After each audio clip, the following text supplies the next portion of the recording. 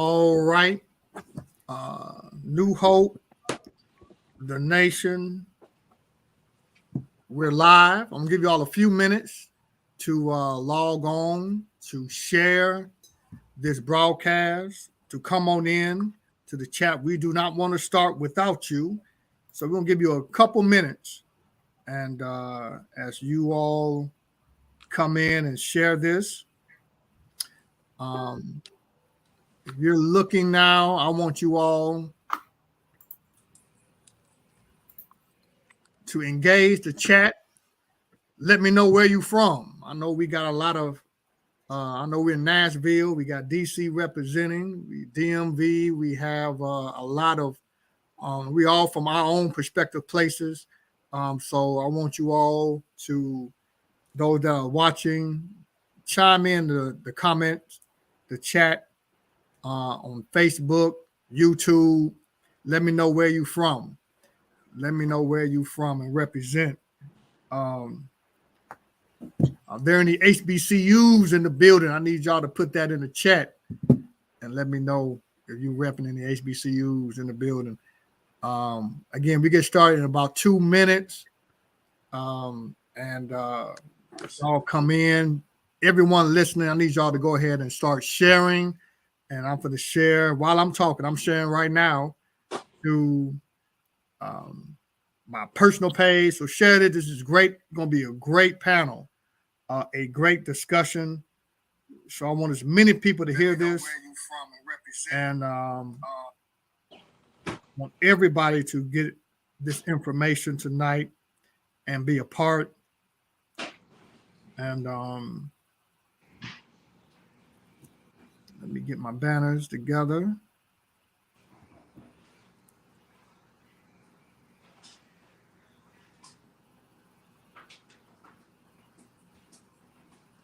Cool. All right, about another minute, and then we will get started.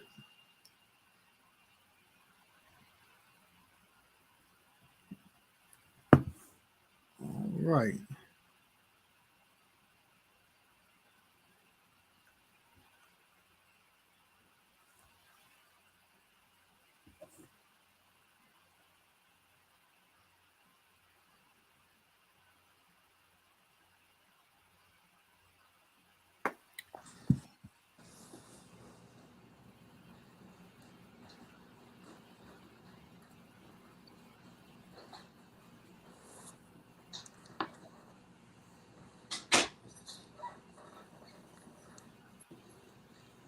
Cool.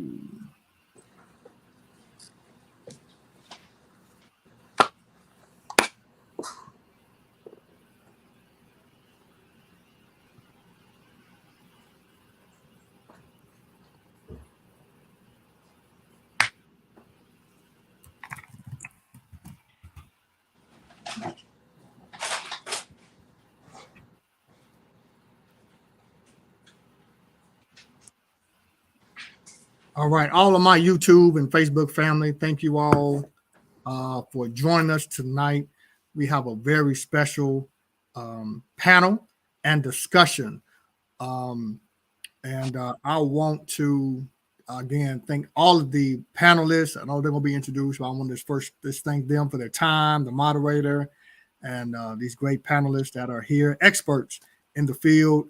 And this is a very, very needed and topic. So listen, we are going to begin in prayer and to center us tonight, and then we will move forward and go to our panel and our moderator. So let us bow for a quick word of prayer. God, we thank you for tonight, that on this time as we talk about the health of our men in our community.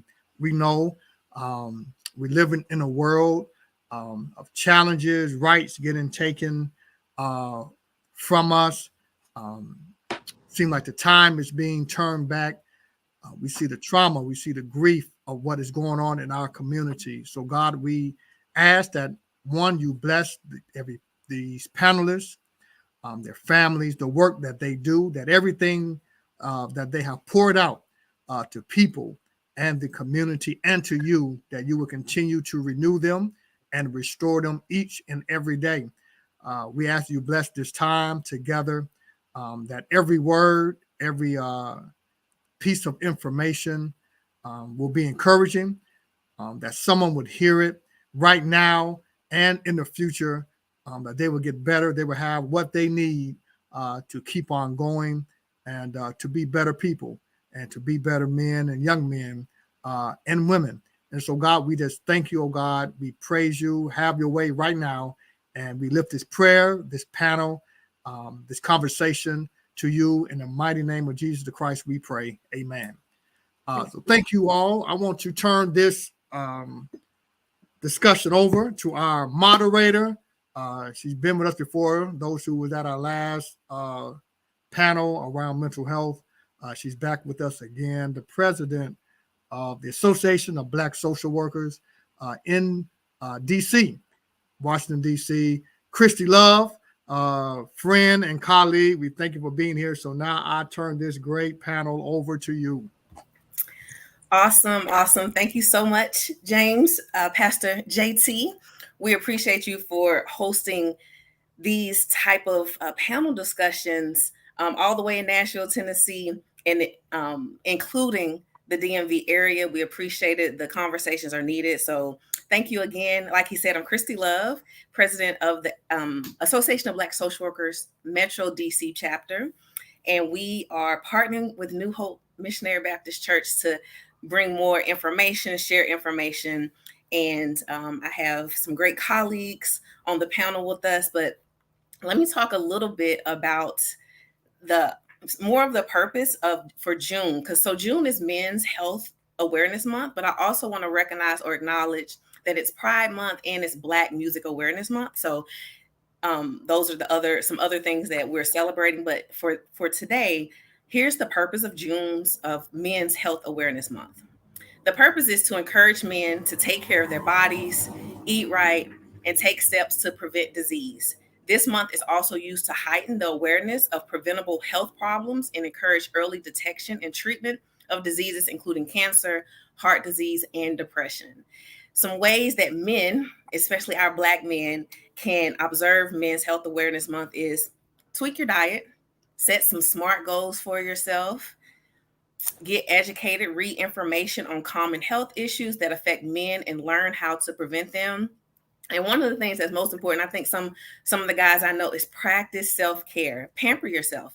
Schedule a massage or a pedicure. Schedule a facial, or simply go for an additional walk. Do something intentional for you. And so within all of that, it's with health also is mental health. So we are today talking specifically about grief in Black men, and we'll get into that. But I want to throw it back to James real quick so he can introduce Mike King, and I will have the pleasure of introducing Kamika Pope and Coretta Skelson.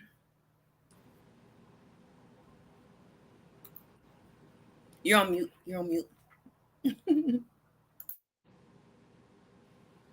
All right, sorry about that.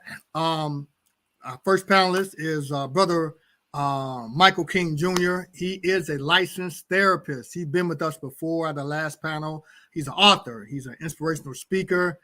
He worked in the underserved communities for over 20 years in education and mental health. He's a teacher, a counselor of adolescents as well as adults to find purpose, strength, and balance to the best version of themselves. He's a proud alumnus of Towson. I know that's in Baltimore when I lived in Baltimore. And he would claim it as the real HU of Howard University.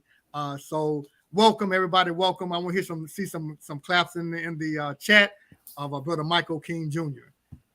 Thank you for being with us. Yes, and now turn it back over to Chrissy to introduce the rest of the panel.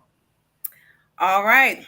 Kamika Pope was born in, and Kamika, I didn't ask you, I'm going to say Virginia. You can say the city. I didn't want to mess it up, but Kamika was born in Virginia, raised in Laurel, Maryland, and currently resides in Hyattsville, Maryland. She has a Bachelor of Science in Social Work and double minor in African American Studies and Sociology from Frostburg State University.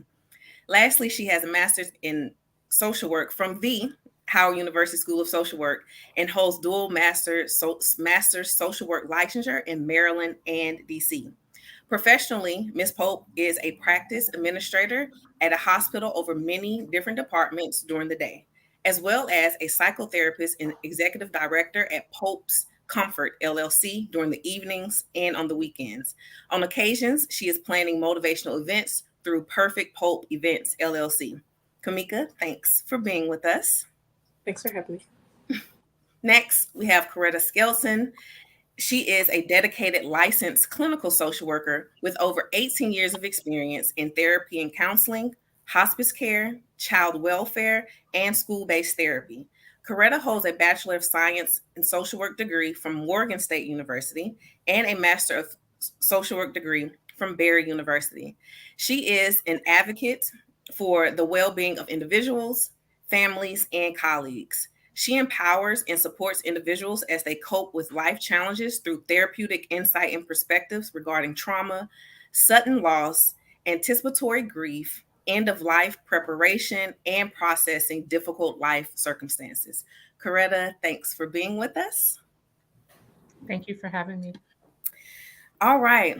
Again, thank you all for being here. Again, like James said, if you have questions or comments, put it in the chat and we will monitor, and hopefully you're engaged in our conversation. Let's just start off with a quick little warm up because we are talking about grief and loss. And just a disclaimer, if any of these things bring up feelings and emotions, please talk to someone if you need to log off, or we encourage therapy, which we'll talk more about at the end for takeaways.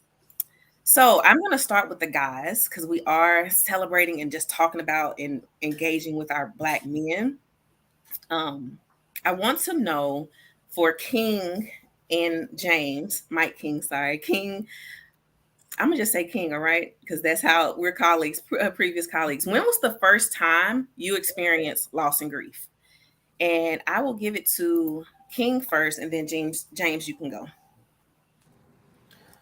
So the first time I experienced grief and loss was at 11 years old, and the person was named Mr. B, Mr. Bruce Bazard, was one of my He was my scoutmaster, and Boy Scouts at the time, and he was an incredible figure in my life, and it was a it was an eye opener because he was such an important figure, and how we met was really interesting, right? So around that time, my mom had decided that we were going to go back to church, right? And so I saw her like on a Saturday, just open up the phone book, and she picked the church out of the phone book, right? So we ended up going into that next Sunday. But that was the first day that I met Mr. B. He was like, when I came, he saw a young Black man in the church, and he was like, man, you joining Boy Scouts. And so it was just an amazing experience knowing him and going through the Boy Scouts. And the day I remember when he passed, like the week before he passed, I was like working on a merit badge, and actually I didn't get it. It was like a not time merit badge, and he was really supportive. And he was like, come on back next week and try again, and you get it. But unfortunately, he had passed like that Saturday night, and so it was just like really eye opening to the fact that first time you lose someone. And I remember my dad consoling me, my mom consoling me, and they were like, wow, this is really the first time you experienced loss. And I just, the emotions that was going through my body at that time, I was really upset, and it was just like a really eye opener to the fact that someone can be here, someone you really care about can be here 1 minute, and then the next time they can be gone, and you won't see them in this form on earth again, so that was really kind of traumatic, but I had my parents to help me work through that. Yeah, thank you for that. First, kudos to just Boy Scouts and Girl Scouts of America. They really have changed lives, and really shout out to your parents at that time for being able to recognize it and actually kind of have that communication. So that's really good. And we may get into that because some of our youth, especially our Black youth, may not have that person or the parents or the support team to recognize grief, especially in our young boys. James, Pastor Turner, you want to go? When was the first time you experienced grief? Uh, I would say, I guess someone who close as far as my high school was friend of mine, colleague in high school who got gunned down. And so that was the first time I kind of experienced somebody close at that age. Didn't know how to feel at that time. Of course, we our friends and the school community was there. Of course, your parents, your brothers. But I would say the first time I really felt just grief was the loss of my father. It'd be 9 years ago as May 27th. And so that was the first time I really felt that like someone real close. I know I had my grandparents pass away, but no, you're talking about this real hurt. That's when my father passed away in my adulthood, and so that's the really what I felt. And now I'll close out and talk about the Black church role in grief later on at the end we close out. But I would just say, all those who are ministers, we do funerals almost every weekend. And now in the pastoral role, it's 2 or 3. COVID, it was crazy. And so I would just say, I guess I got a different lens on it because I just do funerals so many times, church members and others, and so. But I just go back and say, hey, Pop died. That was rough. I would say that was the first time of feeling grief like that. I never felt that before, and I don't want to visit again. But that's really the first time. So I end it right there. No, yeah. Again, thanks for sharing. Your father was a great pastor, just like you, and so continued prayer, because it's one of those things that doesn't necessarily go away. It's just how you handle it later on, and our clinical folks will talk more about that. And for sure, James, at the end, talk about more about the role of the pastor and how much I'll just use grief y'all have to deal with as pastors, going to the hospital, doing the funerals, all of those things. So thank you all for sharing that. For Coretta and Kamika, can y'all talk about the first time you all witnessed a Black man or a man experience grief? And Coretta, you can go. The first time I experienced a Black man experience grief was my dad. So my dad, we were returning from taking my grandmother to the airport. So my grandmother, my father's Jamaican, and my grandmother was staying with us for about 2 years. And she just was living life with us and decided she wanted to go home. So we took her back to the airport, and we were driving back from the airport. And I remember my dad pulling over and just bawling, like crying, and just emoting his tears. And it was the first time I've ever seen my dad cry. And I think I was around 11 years old. And my dad at the time was very muscular, just like construction worker. I've never seen him cry. And at that time when I saw him, it gave me a softness for him that I've never really experienced in seeing a man or boy do. So, because many times when boys cry, you say, suck it up, or things of that nature. And my dad was very macho, everything, and him breaking down and bawling out and having to pull over because his mom had left. That just was very impactful to me. And realizing, one, that my dad was able to express himself in that way, and was comfortable in doing so with my mom and me in the car. Some people do it when they get by themselves, but he was comfortable to express those feelings while he was in the car with us. Yeah, thank you for sharing that, because sometimes some of us we forget that grief and loss is just not about the loss of a person, right? It's a change, loss of job, someone moving, loss of a friendship, relationship. So yes, thank you for sharing that. And that's impactful to see your father, to see your parent, especially your father, like actually have emotion and share that. So thank you for sharing that. Tamika, you have the floor. I actually was introduced to grief pretty early in my childhood, but I would say the one that sticks out with males in general in my life would probably be when I was 12, when my auntie passed. And that was a range of men in my life, my grandfather, my uncle, to see my older cousin respond in the manner that he did in dealing with the grief, and just always looking up to them and always going to them, and they're the strong ones. They're the ones that teach me X, Y, and Z, and then not really knowing, just at 12 at that time, knowing how to console them and how to respond and how to, give them any type of feedback or to cheer them up, for lack of better words. I would say that that's probably the earliest that sticks out in my mind. And then it just kind of continues from there. Right. It definitely continues. It kind of never ends.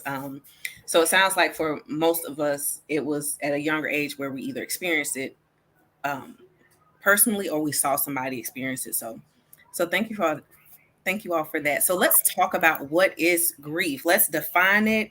Let's talk about the stages. And Kamika, you have the definition of grief. Can you talk about what is grief? So by definition, grief is a natural response to loss, typically to the loss of someone or some living thing that you have a great bond to, that has died or is no longer available to you. Although conventionally focused on the emotional response to loss, grief can also have a physical, cognitive, behavioral, social, cultural, spiritual, and or philosophical dimensions attached to it. That is the definition of grief. Thank you. And then next we'll talk about the stages, because we do know that there are stages of grief. Miss Coretta, can you talk about those stages, please?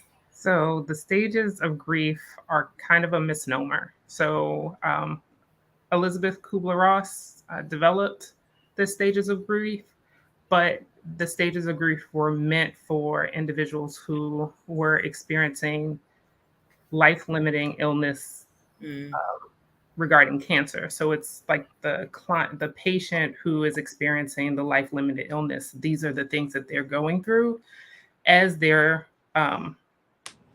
coming to terms, or as they are coming to evolution regarding their illness. And so I would offer that there are no stages of grief. There's like a process in your grieving, and that it's not linear. So the stages of grief kind of give people the thoughts that, okay, I'm in denial first, I'm angry, and then I'm this, and then I'm this, and then I'm this. But it's more so of what these are things that you may experience during this time. Many people may experience like lethargy. They might be tired. They might be angry. But it's all about, it's more so about how you experience your grief. And so I would say that it's more so of like accepting the loss and feeling your feelings and finding meaning. Now, finding meaning isn't, there is a meaning for everything that happens, but it's more so of how do I live with this loss moving forward in my life?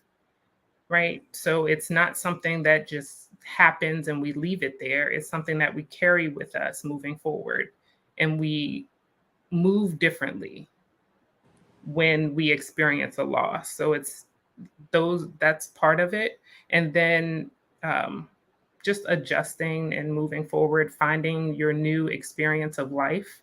Many people call it your new normal, but just your new experience of life moving forward and carrying that experience of loss with you. Okay, thank you for that. Thank you for that breakdown. Do either of you want to speak on that? And for the purposes, though, Coretta, can you talk about the stages that she created, so people, because some people do want to hear those stages. So the stages she created are denial, anger, bargaining, depression, and acceptance. And there's a new book that also the gentleman who helped develop this cycle with her talks about meaning. So how do you create meaning from this loss that you experienced? Okay. Thank you. King or Kamika or James, do y'all want to speak on kind of what she shared and how it's helpful that it's her saying that it's not really stages, it's the process? Because the definition that we usually find on Google are those stages. Do y'all, anybody want to share just anything or add to anything she said? Nope.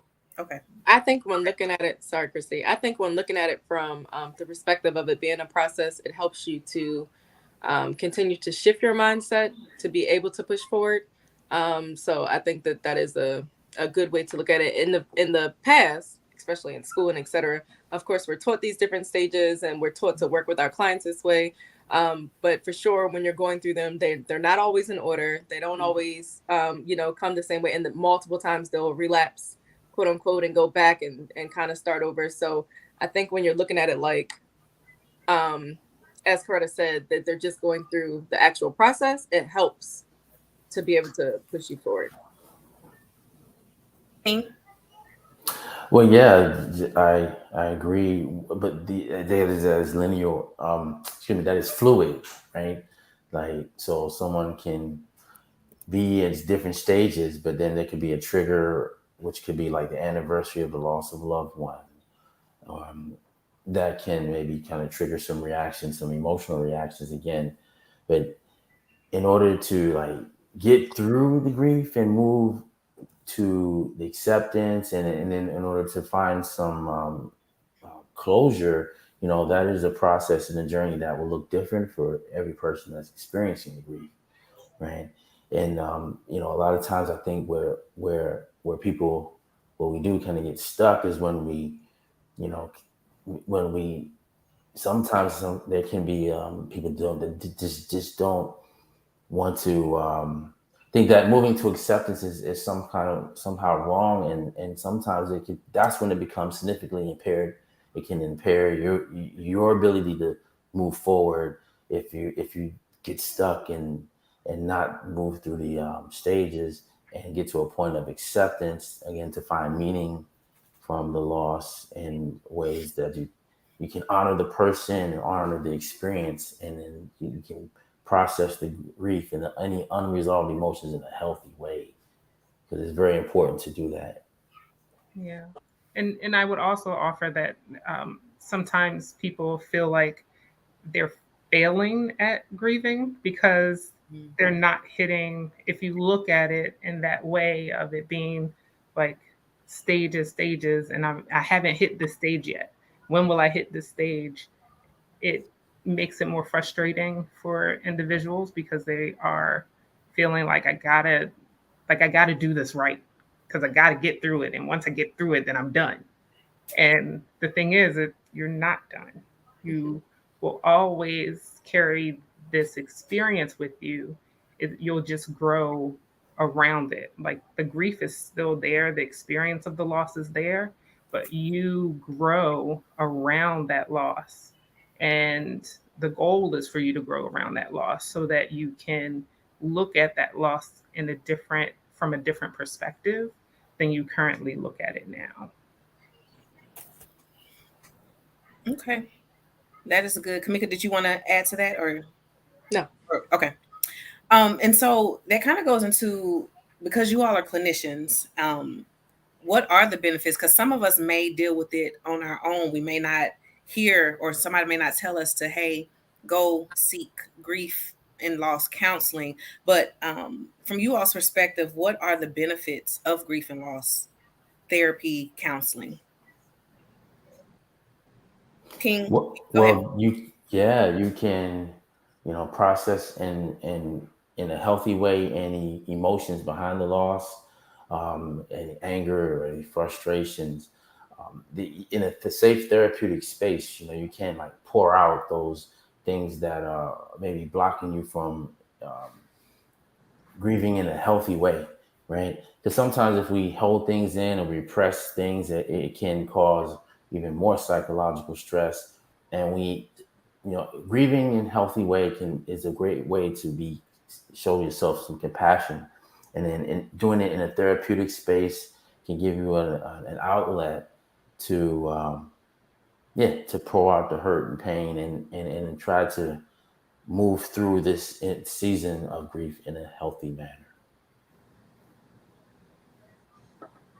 Agreed. I think another benefit is just in general looking at it from the perspective of you're not alone. I had an amazing therapist teach me that doing therapy in general is like going through the journey of life with someone. So when I think about it from the perspective of grief, going through the journey of grief with someone else and not being, of course, by yourself, but then also being able to apply those healthy coping skills and things that you're going to learn, as King has spoken about as well.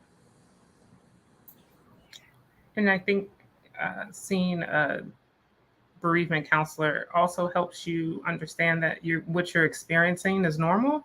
Mm-hmm. And also, not everyone needs to see a grief or bereavement counselor, because maybe you have the supports, you have parents like Michael said that he had, who was able to support him around the experiences he felt, the loss he felt. And sometimes you don't have that, or sometimes you have multiple losses. So it's it's the loss of let's say it's a loss of a home, and then your grandparent died, and then you went into foster care, and then this, and this. So it can be like multiple things that compound what you're experiencing and makes it more complicated. Or you have been a caregiver for a long time and you didn't get as much support because you are a male, and people didn't support you because, either they didn't feel like you needed it, or you didn't act like there wasn't a lot of reaching out. And so you experienced the grief process, the caregiving process by yourself for whomever you're caring for. And now you don't have anybody to talk to about because you feel a way about it. So I think that is where it can be beneficial to talk to someone, one, to normalize how you're feeling, and to normalize like the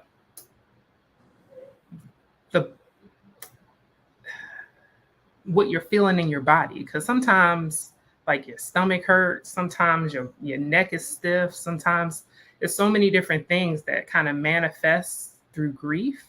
What you feel through grief is kind of like if you hurt yourself, if you were to break something, your body is healing from that, and it takes time to do that. And so normalizing the feelings that you might be feeling somatically, like, so you might be feeling physically, as you go through these experiences.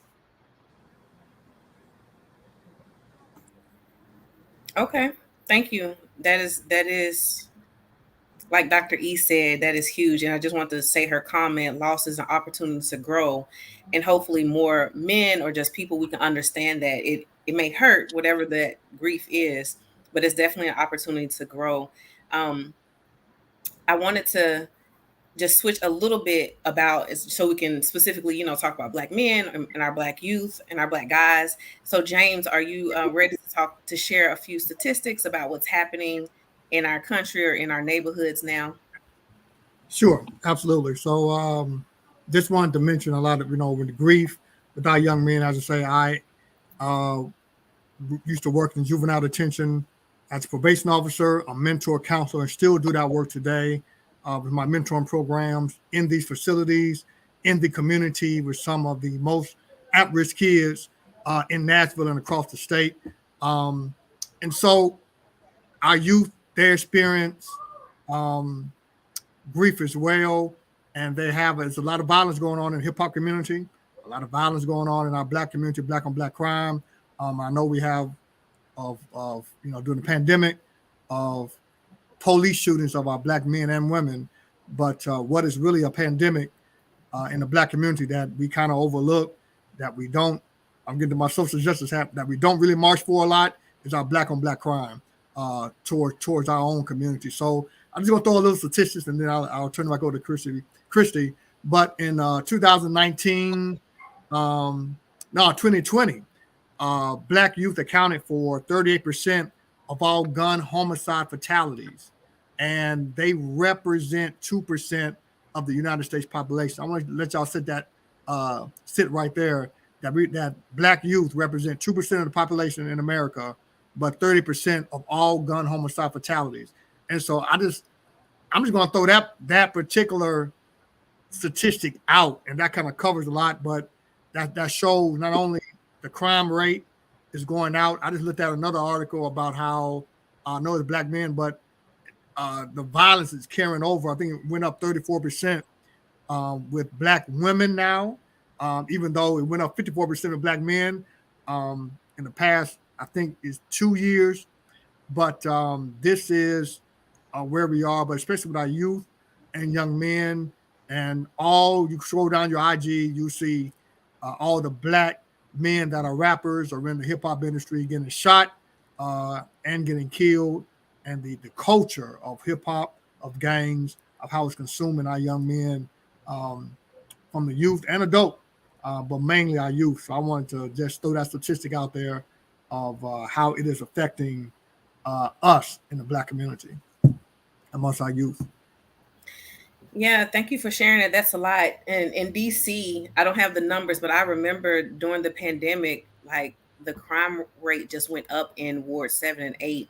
A lot of our youth, and like you said, the increase of women being gunned down, it definitely increased. So as clinicians, so it's a two-part question. Our question is, when a young boy is not able to process grief through counseling, how does that affect them in adulthood? But I first want to ask you all, like, what does this do to our young men when they're seeing so many of their friends, their siblings? And King, when we worked at Maya together, some of our students lost brothers and siblings, to gun violence. How can we really address that as a young male to them? Like, how can we address grief and loss and then processing that? And then we'll talk about how it affects them in their adulthood if it's not addressed. So the first part is, how, as clinicians, how do y'all really address that to the youth? And you may not work with youth, but as a clinician, just your perspective on grief and loss for youth and violence, Black males. King, is it okay if I start with you and then I'll go to our ladies? Yeah. So the question is, how does it affect the youth? But as a young man grows up into adulthood with unaddressed? Well, it's a little bit. You can kind of address all of the statistics that James just shared with us. And yes, how, as a clinician, how do you really address all of the violence that's happening specifically for our young males? Or how would you address it? Yeah, that's a complex challenge, because I believe that a lot of the violence is driven by poverty and economic challenges, and if there be a lot of economic development in our communities, then I think that those would be great steps to curbing violence and crime, But I do know that when working with guys in my practice, especially guys who have had unresolved either trauma or even grief. But the unresolved grief can manifest as a traumatic event to them, and a person who has experienced grief as trauma might react in a variety of ways. They could be in a state of shock and experience deep sadness or be in denial. But unaddressed grief can manifest as trauma as well, and it can lead to long-term effects like flashbacks, impulsiveness, and damaged relationships. In addition to people just being extremely sensitive and highly irritable just with life. And so when that unresolved grief can cause physical symptoms, Miss Skelton said earlier, I believe that some of the symptoms may include headaches and fatigue and nausea, and then also increased psychological stress. So some people may be more affected than others, but such individuals that may find themselves imprisoned by grief and find it difficult to go on with their life if unresolved thoughts and feelings go unaddressed. And in my situation, I do work with a lot of guys who do. I try to help them resolve the unresolved issues and emotional stress that they may carry with them for years, from the losses of grief, and sometimes even from youth, whether even from losing friends in their youth to grief that they may experience from losing loved ones in their adulthood age. So, but again, going back to being able to have a healthy outlet in a therapeutic space, or even just having a healthy outlet in their support system to help manage their thoughts and feelings and emotions behind the unresolved grief is important. So whether it's youth or even it's an adult, just being able to have the connection or creating a healthy connection with people that you can experience a therapeutic relief of processing grief in a healthy way. Gotcha. Thank you for that. I like that, the healthy outlet and the good support system. Kamika, can you talk a little bit about some of, just if you have a response to the statistics that James shared, and just in general about, as a clinician, how to address grief with young Black males, and then we'll talk about adulthood a little later. So sure, definitely in agreement with everything that King said. When working with young Black males that are dealing with grief, whether it is violence, I was going to stick on that, but if it is violence and or not, there's a lot of other things that obviously can come into play: loss of fatherhood, motherhood, home, whatever that may be, switching from school to school. A lot of it, again, if we're going back to poverty, it's the same type of thought process. If you're in a healthier, thriving situation or environment, then typically it would assist with the young male thriving as well. But I think the main root of all of it, if you're in these volatile situations, if your community is volatile, if this is what you're seeing and there's consistent grief, then that becomes your norm. And so if that's your norm, it's very hard to break that cycle. But coming into counseling and having somebody to support you and to help you see differently and to understand differently that there is something else out there and how you can move forward to get to that other side, I think is very important. What I do a lot of the times, definitely for sure with my clients. And so in the area that I'm in, the violence is not, I would say, uncovered as much. It's kind of left on the hush, but there are so many things that these teens are dealing with in school, and that they just see on a daily basis. And so I just do my best with pulling that all out, pulling that onion apart, and rebuilding. It definitely takes time in Yeah. pulling that onion apart. Mm-hmm. So thank you for sharing that. Coretta, you have the floor. I also think, like, pulling in teachers and pulling in, because a lot of our young boys manifest their grief by their behaviors, their inattentiveness, and so they may be deemed as like a behavior challenge in class, or they might be having challenges with like focusing, and so you're referring them because you're saying they're impulsive and might have ADHD, but they had a loss that maybe you aren't aware of, or how to, or you see it as, oh, it's not a loss, and so you're not really trauma informed to say, this is impacting how this child is showing up in school. And I think that if our community partners, so like our police officers, our teachers, our principals, our school counselors, our school social workers, if they are they are operating from a trauma-informed lens, then you'll pick up on the things that they may have lost or may have had experienced trauma, and then you can provide them support differently. than labeling them as either a problem or as needing special, or as neurodivergent. So I think that is that's something that we can do in engaging our community partners around supporting our Black children and our Black boys around their loss and their grief and their trauma. Great. So I'm hearing support from kind of like a holistic, but yeah, community partners. It takes a while to get to violence, and then it manifests in adulthood. So when talking about, so I know James is passionate about our youth, right? But let's kind of switch from our youth, our boys, to men, right?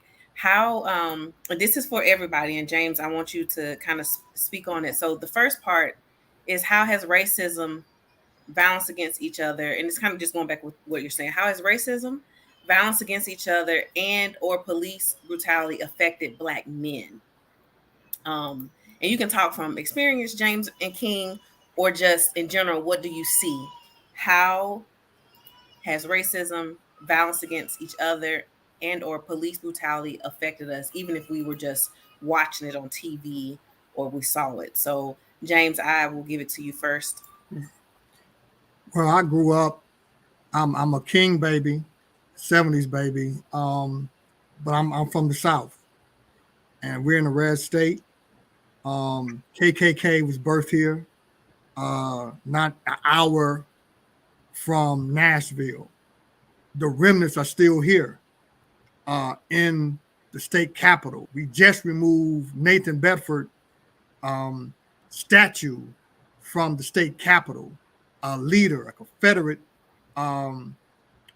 leader, and one of the KKK leaders, and so in Tennessee, and so growing up in the South, in Nashville, going down to Georgia. My dad's from Rome, Georgia, and that's 60 miles north of Atlanta. It's just a part. I just kind of grew up in it, being called the N-word, the racism, both visible and the invisible, the politics of it all. We still facing this today.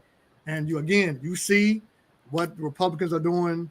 I hate to get political, but you see what they're doing in the White House that affects all of America. But when you're in the South, it's a whole nother type of racism. I can go down the street, and I'm sharing this to say I can go down the street 20 minutes and go to a slave quarter place that still exists today, and you see the remnants in the houses.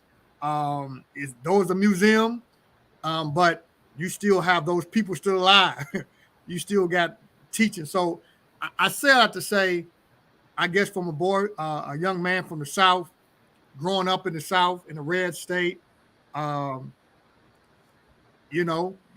kind of numb to it, and I fight it.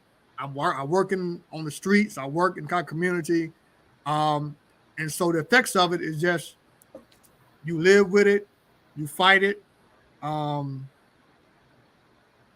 got to step back. I just lived in it so long. I got to step back and really take a breather and say, how really have this affected me? I haven't had a chance to process it because I live fighting. I live growing up in this type of, I call it dirty South culture since birth. And yes, we integrated, but I see it every day. And so I'll leave it there, man. It's just something that we just know. We still scared of the police. I still to this day, I dress up to go to Green Hills Mall or Cool Springs because I know I'm gonna be looked at a certain way. When I drive my car a certain neighborhood, I'm scared. And so not scared. I just like, man, the police gonna pull me over. I can't enjoy myself because I know that I can be the next George Floyd. So I think those things, those are the things, I guess, trauma for me personally. And then the racism, I was born in it. I don't see it going anywhere, and I'm used to it, but I still fight. I still fight every day and try to be encouraging. So I'll leave it right there. Yeah, I was going to say you're definitely speaking a lot about trauma, right? And which still could be a form, of grief and loss, or loss and grief, just and then witnessing, the loss of our Black men, and just Blacks in general, just our community in general. So thank you for sharing that, and you're pushing through and you're doing the work. So thanks for that. So King, yeah, how has racism, violence against each other, and or police brutality affected our men, or affected you? And before you speak, just remember, if you're watching, you can put a question or comment in the chat. We are here. We saw the comments from Dr. E and Gerald. Thank you all for sharing that. And we're putting them up on the screen. So, King, go ahead.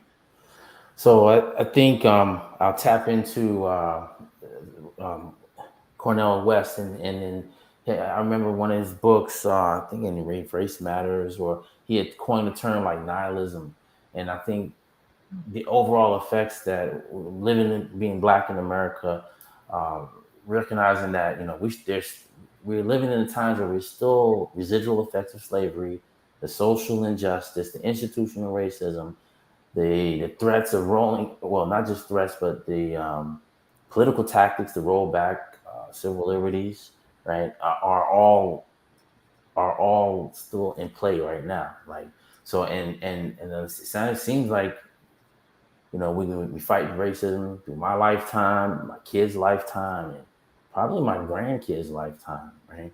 And I think that Black men, it affects us in a way that we um, can get overwhelmed, and it becomes a complex trauma, for us. And as a result of being exposed to a variety of negative events, from lynchings to police brutality to, and again, the violence against our own, against each other, and then also those unresolved things, that how the violence against ourselves looks like. It could come out in forms of whether child abuse and neglect, or witnessing domestic violence, family disputes, or other situations that make being a Black man in America really challenging. And it's very hard to overlook that there's still a great need to address these issues, and then people needing to be like individually accountable of how we want to show up, and how the impact that we want to have on our community. And I think by doing some of the work that individuals need to do to bring healing to their traumatic experiences, and including grief and loss, then they can help. It increases their testimony, right? That they can share, that they can help another person learn how to be resilient and heal from traumas. And because there's all sorts of traumas that we can experience as Black men, but all hope is not lost if a person is having trouble recovering from their traumatic events. Definitely think they should get professional counseling as soon as possible. And a skilled therapist can help a person who's had traumatic experiences end up leading a happy life, but once they resolve and learn self-care tools, and develop a support system that can lead to them being more resilient and overcoming some of the traumas, and being re-energized to continue to fight for justice and civil liberties, and the fight against racism that is not going away anytime soon. Right. You're right about that. Dr. E says racism is an emotional disease. Dr. E, if you want to talk a little bit more about that. And King, thank you for sharing that. You definitely got into the takeaways and things we can do, but I do the individual work, continue the fight. So thank you for saying that. And so, Coretta, you have the floor to just talk about the effects that it's had on our Black men, the racism, the violence against each other, and or police brutality. I think it's a lot. It's a lot to manage. Once we have one experience of a loss, and as Pastor James said, depending on where we are in the country, right, our men are experiencing this differently.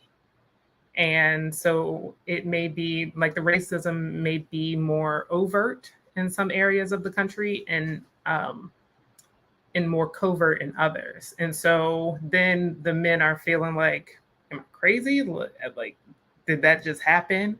And so they're getting gaslit regarding like what's happening to them because it's not as overt. We're up here in the DMV, and Maryland has think they in the north, but we really not. So sometimes we have like identity crisis of recognizing that we're still in a space where racism does happen, and where it's covert, like not being able to get jobs when men are released from prison and they're trying to like reintegrate into the community and be connected with their family again. Men who are trying to be fathers to their children, and like systematically, if they're not married to the person, then like then they're not actually the custodial parent. Like, so you have to go to court to say that you do these things. Like, it's the system is set up for our men to not be in the picture. And so that is a challenge, where you're not really, when people who want to be fathers, but then they have situations with the mothers that are not conducive, and the mother may take advantage of the circumstances.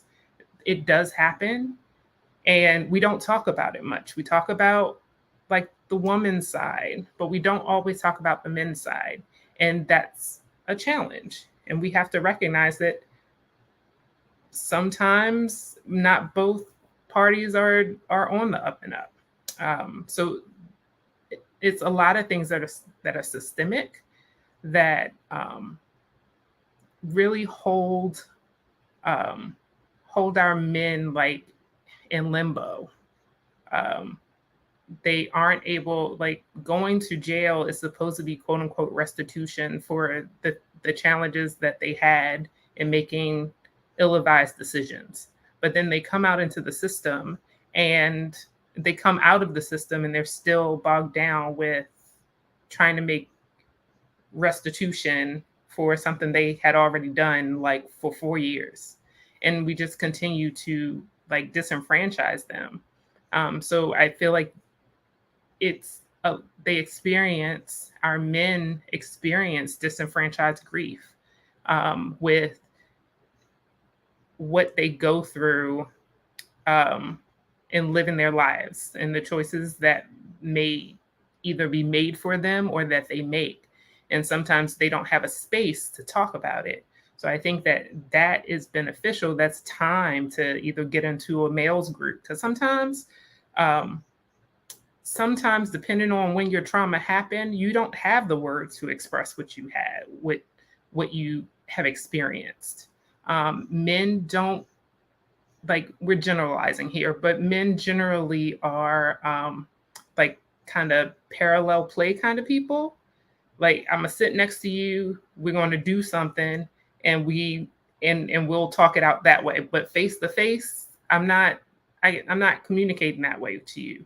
I'm not going to cry out my heart necessarily. Some people do, but not necessarily will happen. But if you're sitting there and we shooting, like we're just talking, like, yo, this happened and blah, blah, blah. And we're not like, that's more like we're playing cards. We doing dominoes, we playing bones, something of that nature allows for us to be, or allows for men to kind of commune together and express how they're feeling.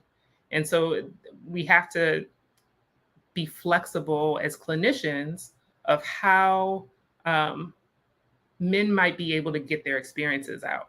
And that's why I said, like, being trauma informed also helps, because if the men have had trauma like pre-verbally, and the loss that they're experiencing now kind of triggers whatever feeling they're having, and it was a pre-verbal feeling, then it comes out as anger. Because that's the most visceral right? And so we have to be trauma informed when we're working with our men. I mean, when we're working with our community, so that we know, like, at certain areas, we just have to kind of ebb and flow with our people and provide them support in the way that they need. Coretta, you just said a whole word, like, which is a whole nother conversation that we could get into at another date. Like, just how in depth you went into all of those things. But the few things that you just said at the end is be flexible, and we have to be trauma informed. Like, trauma informed care is important. I think it's getting out there more in society, especially for clinicians and teachers and all those things. And so, wow, that was a lot. It was good. That was good information. Yeah, we can talk about that another time too. Talk about angry black man syndrome. It's grief and trauma. Yes. Thank And you for that. I'm sorry, and allowing for our men to be vulnerable, right? Like, we gotta allow for them to feel their feelings and not tell them how to feel their feelings. Because that's the thing. Like, when they grew up, it's a certain way that they are supposed to present themselves. And so now when they're here and they don't have the emotions, or like they don't have the words for the emotions that they're feeling. Well, some of them don't, because they were taught, like, to suck it up. They weren't taught to like feel it. They weren't taught to express it. So yeah, thank you for sharing that. So Kamika, I know you're gonna go, but like, King, I saw you unmute. What you got to in response to what she was saying? Yeah, no, I agree with a lot. Because anger does mask a lot of guys' grief, right? It's frequently used to cover them, the feelings that they may be struggling with, whether it's grief or fear or frustration or worry, right? So, anger, outbursts of rage can be explosive and abusive, and they may even try to push people away with that. And so, that sometimes seems to be a guy's go-to, but that anger could be masking a lot of other emotions or insecurities or things but giving guys a safe space and outlet, like she mentioned, being vulnerable. That's a very key where they can be vulnerable and kind of be transparent, but not beat down for it or not considered weak for it, or is very key to helping a guy continue to be emotionally expressive. And even in sometimes in my settings, I try to help them learn more words, emotion words, right? On the emotion wheels, or use tools like I statements to help foster more emotional expression, right? So they can be in tune with how they feel. So then when they're able to be in tune with how they feel, they can communicate it. And so that's the big thing, being able to communicate thoughts and feelings and with others. But first, you got to know thyself. Yes, that is so good. Know thyself. Black man, be vulnerable. It is okay. Create a safe space, a circle of men, your spouse or best friend. Like, have a support system, have that therapy in place. And just to throw this out here, because I just really noticed it, Mike King has a book. It's for our Black men. It's sitting back there. And before you go, King, please show us that book again, so we can talk about what you did and we can support you there. Kamika, you have the floor in response to the original question about how has violence, racism, police brutality affected our Black men. I literally think every possible point has already been put out before me. However, I think just the main thing, in addition to everything else that has already been discussed, would be really just practicing it with full intention for how to remove the grief from our community, and individually, obviously, for each person. But when thinking about it, I think originally I was saying loss of fatherhood. So what about the fathers that actually have dealt with grief their entire life, and they're teaching their kids, big boys don't cry. You're not supposed to cry. And the same as you've already said, suck it up and etc. And it happens quite frequently in my sessions with my clients and things, and just me having to really kind of push and force, break that barrier down and that wall down for why do you feel like you can't be emotional? 9 times out of 10, it's the tools that they're missing, that they have not learned. And it could be the same, that there is a father in the home. So I think that's a really big thing that's kind of just heavy and sitting on me right now, just practicing that, pushing it out, making it our norm to this trend of having a soft life. I love the soft life. The hard life is not for me. It's just, I'm over it. So I think that that is something that we as a community can really work towards releasing, and that should definitely help us with some of our grief. Listen, this is all good. And I hope people are sharing and thinking about it and really just taking it all in, because we really do want to take care of our Black men. Y'all are important and y'all are needed, right? And so even just to share with the folks watching, we definitely wanted to talk about fatherlessness, but like the time, but we really just want to talk about healing and grief and how to heal.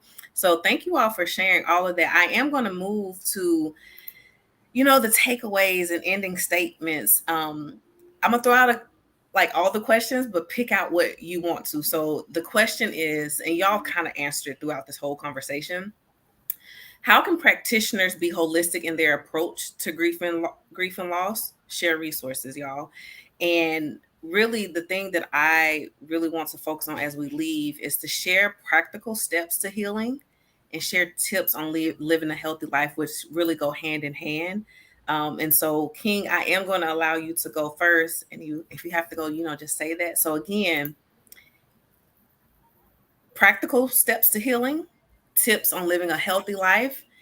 And I feel like y'all are already doing it, but how can practitioners be holistic in their approach to grief and loss?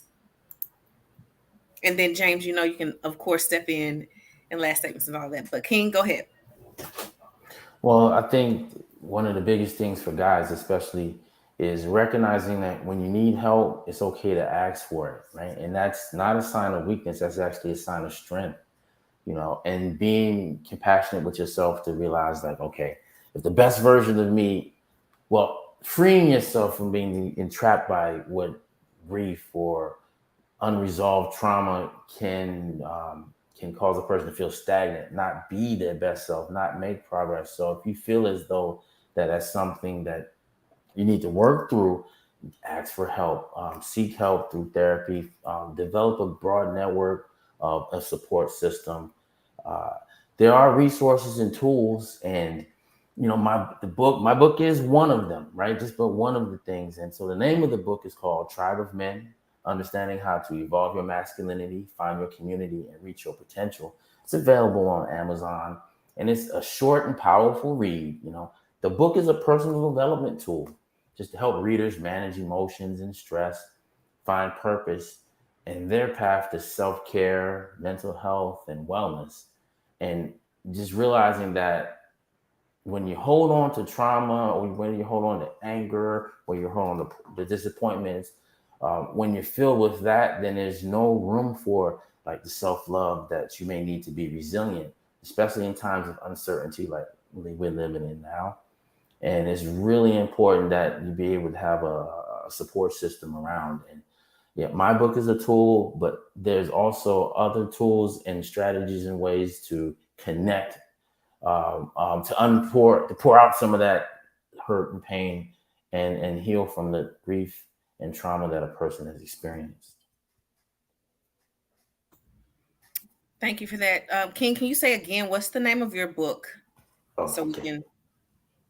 Yeah, it's Tribe of Men. Okay. There we go. Yep. Tribe of Men. And understanding how to evolve your masculinity, find your community, and reach your potential. Awesome. Thank you for that.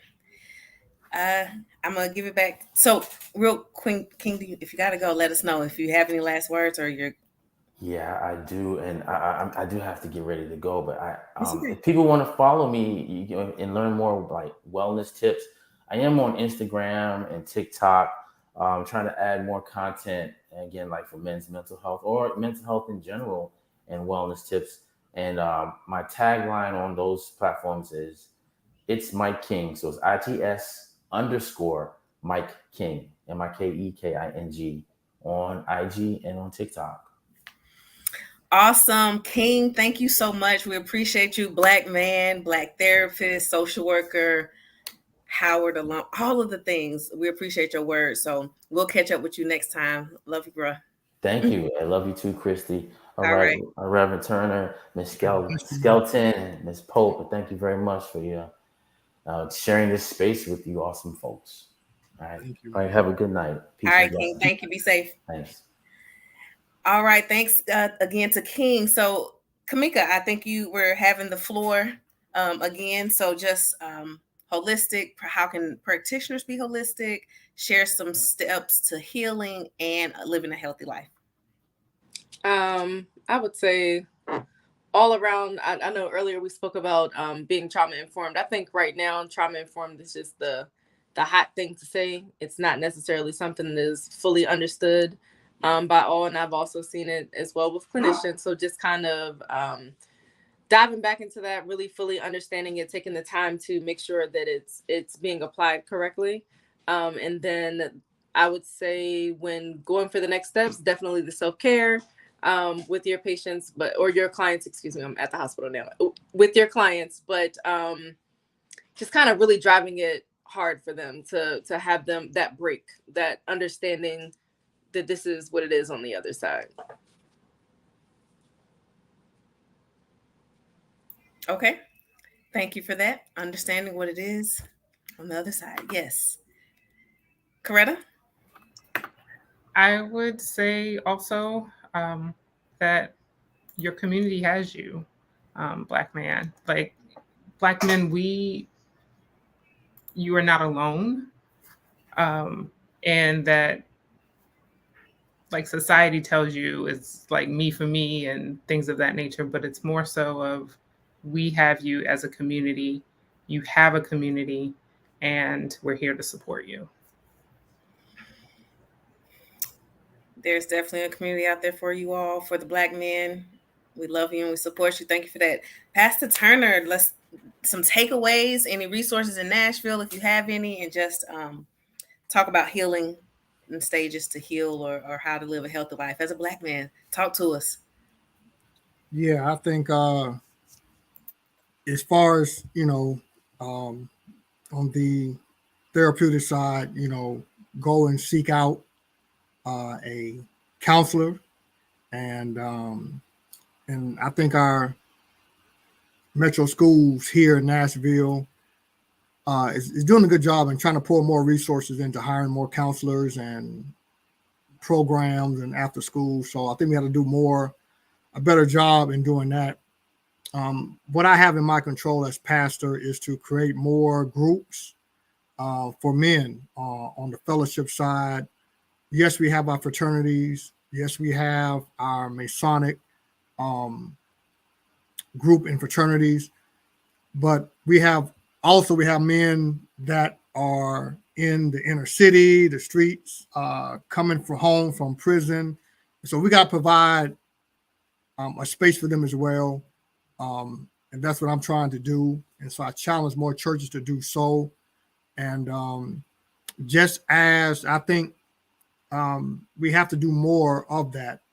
There's Bush Kwanzaa Kunjufu, who talked about, Adam, where are you?